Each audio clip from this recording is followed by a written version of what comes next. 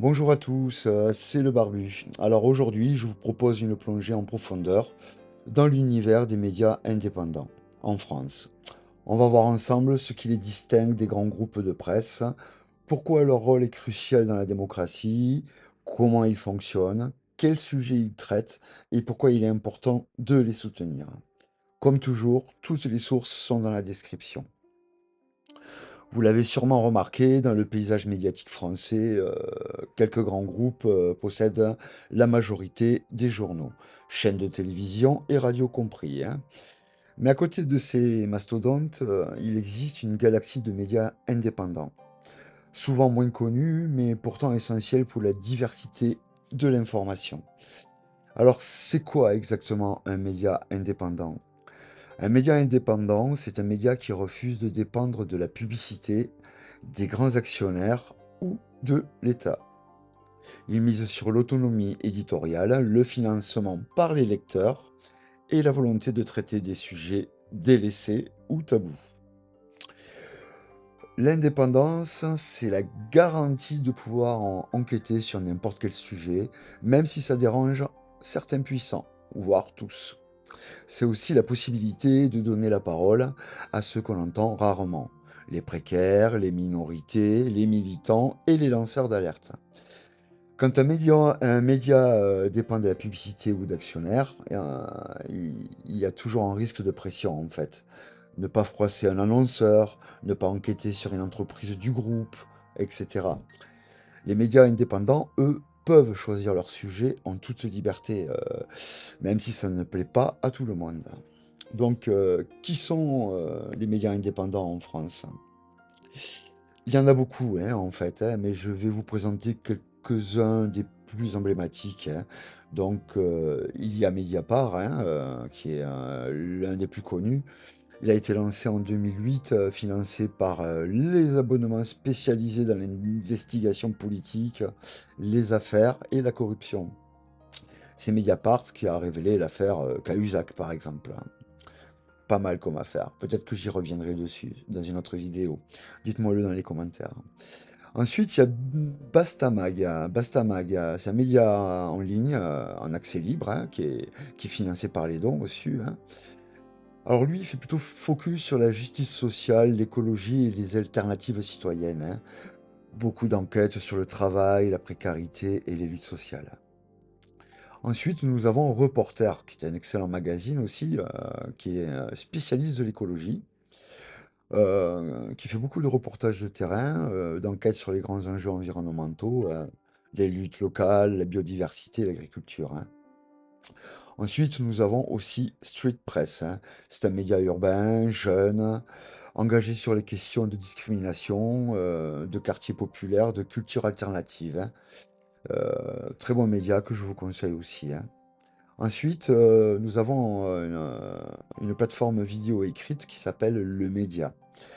Alors là, c'est plutôt de l'analyse politique et sociale, reportage et débat en direct, hein. Le Média, vous pouvez d'ailleurs le retrouver sur YouTube ou sur leur plateforme écrite, hein, le Média TV. Les liens sont dans la description comme d'habitude.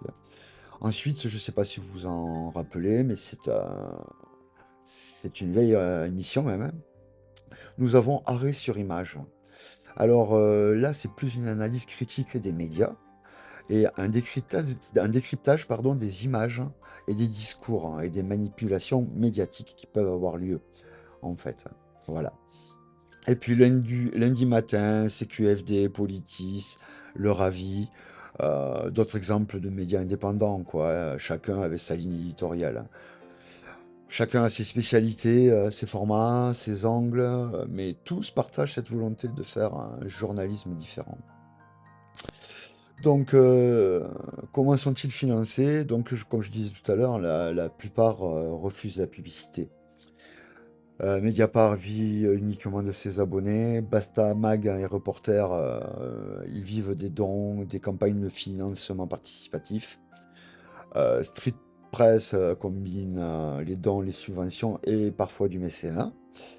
Et Arrêt sur Image fonctionne aussi sur abonnement, hein, uniquement. Ce modèle est exigeant, hein, il faut convaincre les lecteurs de payer, hein, pour de l'info de qualité, sans pub et sans influence extérieure, ce qui me paraît le plus important. Mais C'est aussi, ce qui garantit la liberté de ces médias. Alors, de quel sujet traite-t-il? Les médias indépendants s'intéressent à ce que les grands médias, laissent souvent de côté. Les luttes sociales et écologiques, les discriminations et les violences policières, les alternatives économiques et solidaires, donc les coopératives, les monnaies locales, et cetera. Ils traitent quand même, de pas mal de sujets de ce type, hein. Les mobilisations citoyennes, les ZAD, les squats, les collectifs d'habitants, les portraits de personnes invisibles, hein, dans les médias, traditionnels, les enquêtes sur les multinationales, la corruption, les conflits d'intérêts, les analyses critiques des lois sécuritaires, de la surveillance, des atteintes, aux libertés, hein. Donc je peux vous donner des exemples. Mediapart a révélé de nombreux scandales politiques, hein, ils ont une grosse niche là-dessus. Bastamag a enquêté sur l'exploitation des travailleurs saisonniers, pardon, sur la précarité énergétique, sur les alternatives à l'agriculture intensive, hein. Reporter, quant à lui, issu des luttes écologiques, les mobilisations locales, hein, contre les grands projets inutiles. On pourra parler peut-être de la 69, mais il y en a tellement d'autres. Donc allez vous renseigner, c'est dans les liens, hein.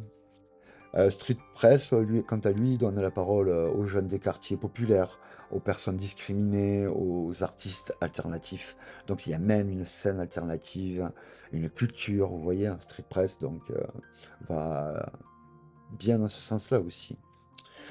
Alors par contre, il faut savoir que leur existence, elle est peut-être menacée, hein. Ces médias sont fragiles en fait, hein. Leur modèle économique, il est un peu comme nous, il est précaire, hein. Ils dépendent de la fidélité des lecteurs, des dons et parfois des subventions publiques qui sont quand même beaucoup plus dures à avoir, je suppose. Et, ils subissent parfois des pressions aussi, comme des attaques judiciaires, des campagnes de dénigrement, ou voire du cyberharcèlement, hein. Et puis il y a la concurrence avec les réseaux sociaux, hein, les fake news, la désinformation. Ça complique vraiment. Tiens, j'ai une mouche qui m'embête, hein. La désinformation complique vraiment leur travail. Pourtant, leur rôle reste crucial, hein. Ils révèlent des affaires, hein, ouvrent des débats, proposent d'autres visions du monde, quoi, hein, et ils défendent une pluralité de l'information, quoi. Voilà, donc comment soutenir les médias indépendants? Eh bien, abonnez-vous à leurs médias, ou vous faites un don, hein, même s'il est modeste, je pense que ça peut les aider. Partagez leur enquête sur les réseaux sociaux, hein, en parler autour de soi, c'est important. Participer à leur campagne de financement participatif. Et puis envoyer des sujets aussi par vous-même, témoigner, proposer des collaborations. Soutenir ces médias, c'est défendre la liberté de la presse, l'esprit critique et la démocratie, hein. Donc j'ai quand même une réponse aux idées reçues, hein, aussi, hein. Euh, on entend parfois les médias indépendants sont militants, pas objectifs. Mais tous les médias ont une ligne éditoriale en fait, hein. L'essentiel, c'est la transparence sur les méthodes, les sources, les financements. Les médias indépendants publient souvent leur compte, hein, expliquent leurs choix et s'autocritiquent publiquement en fait, hein. Autre idée reçue, ils sont marginaux, ils ne servent à rien. Faux. Beaucoup de grandes affaires ont été révélées par ces médias-là, hein, ne l'oublions pas, qui obligent ensuite les grands groupes à suivre. Voilà quoi. Il y a plein d'affaires, hein, Fillon, enfin, vous savez, hein, il y a tout ça. Alors, pourquoi c'est vital aussi d'avoir ce type de médias pour la démocratie? Parce que sans médias indépendants, il n'y a pas de contre-pouvoir, hein. Ils permettent de sortir du prêt à penser, de découvrir d'autres réalités, d'autres points de vue. Ils donnent la parole à ceux qui n'entendent jamais. Ils révèlent ce que d'autres voudraient cacher, quoi, en fait. Quand on voit CNews, BFM, hein, ils ne traitent pas du tout l'information de la même manière, hein. Donc voilà. Voilà pourquoi je vous encourage quand même à découvrir, à lire, soutenir les médias indépendants, hein. En tout cas, je vous remercie d'avoir suivi cette vidéo. N'oubliez pas, hein, toutes les sources sont dans la description, hein. Dites-moi en commentaire quels médias indépendants vous suivez, pourquoi c'est important pour vous et abonnez-vous pour d'autres analyses et décryptages. Je vous dis à bientôt, c'était le Barbu.